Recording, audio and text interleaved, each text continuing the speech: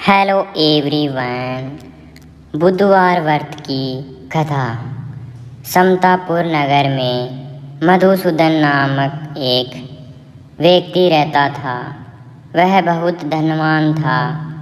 मधुसूदन का विवाह बलरामपुर नगर की सुंदर लड़की संगीता से हुआ था। एक बार मधुसूदन अपनी पत्नी को लेने बुधवार के दिन बलरामपुर गया। मधुसूदन ने पत्नी के माता पिता से संगीता को विदा कराने के लिए कहा। माता पिता बोले, बेटा आज बुधवार है। बुधवार को किसी भी शुभ कार्य के लिए यात्रा नहीं करते। लेकिन मधुसूदन नहीं माना। उसने ऐसी शुभ अशुभ की बातों को न मानने की बात कही। दोनों ने बैलगाड़ी से यात्रा प्रारंभ की। 2 कोस की यात्रा के बाद उसकी गाड़ी का एक पहिया टूट गया। वहाँ से दोनों ने पैदल ही यात्रा शुरू की। रास्ते में संगीता को प्यास लगी। मधुसूदन उसे एक पेड़ के नीचे बैठाकर जल लेने चला गया। थोड़ी देर बाद जब मधुसूदन कहीं से जल लेकर वापस आया तो वह बुरी तरह हैरान हो उठा, क्योंकि उसकी पत्नी के पास उसकी ही शक्ल सूरत का एक दूसरा व्यक्ति बैठा था। संगीता भी मधुसूदन को देखकर हैरान रह गई। वह दोनों में कोई अंतर नहीं कर पाई। मधुसूदन ने उस व्यक्ति से पूछा, तुम कौन हो और मेरी पत्नी के पास क्यों बैठे हो? मधुसूदन की बात सुनकर उस व्यक्ति ने कहा, अरे भाई, ये मेरी पत्नी संगीता है। मैं अपनी पत्नी को ससुराल से विदा कराकर लाया हूँ। लेकिन तुम कौन हो जो मुझसे ऐसा प्रश्न कर रहे हो?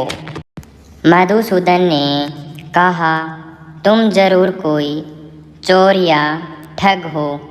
ये मेरी पत्नी संगीता है। मैं इसे पेड़ के नीचे बैठाकर जल लेने गया था।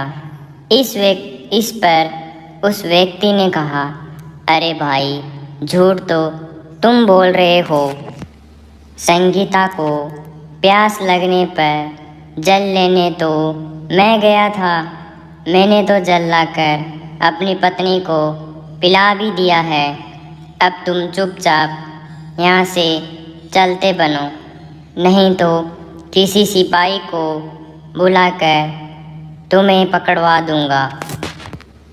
दोनों एक दूसरे से लड़ने लगे।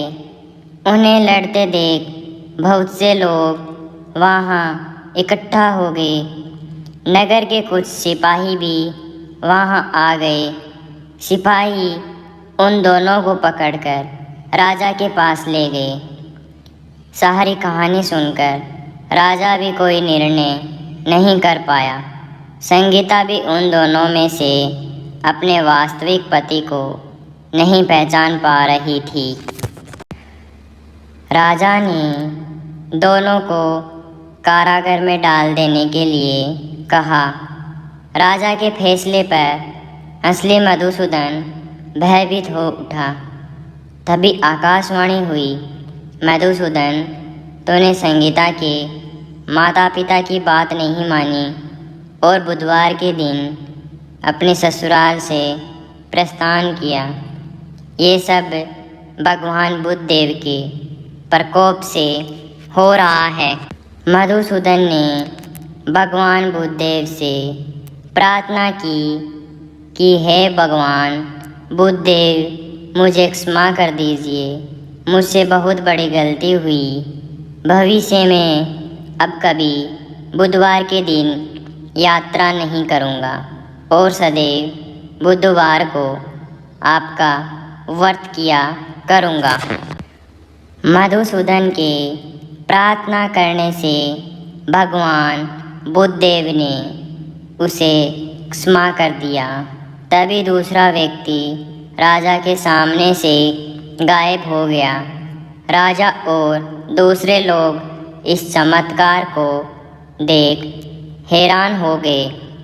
भगवान बुद्धदेव की इस अनुकंपा से राजा ने मधुसूदन और उसकी पत्नी को सम्मानपूर्वक विदा किया। कुछ दूर चलने पर रास्ते में उन्हें बैलगाड़ी मिल गई। दोनों उसमें बैठकर समतापुर की ओर उसकी पत्नी संगीता दोनों को व्रत करते हुए आनंदपूर्वक जीवन यापन करने लगे। इस तरह भगवान बुद्धदेव की कृपा से उनके यहाँ खुशियाँ बरसने लगी। इस तरह जो स्त्री पुरुष विविध बुधवार का व्रत करके व्रत करता सुनते हैं, भगवान बुद्धदेव उनके सभी कष्ट दूर करते हैं।